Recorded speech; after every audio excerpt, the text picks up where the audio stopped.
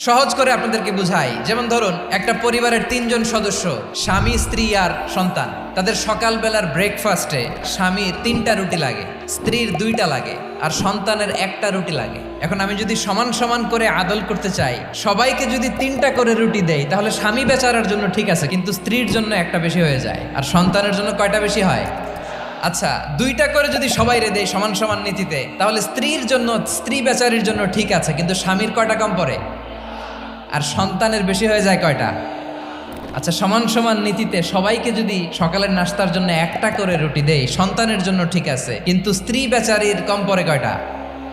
স্বামীর কম পড়ে কয়টা?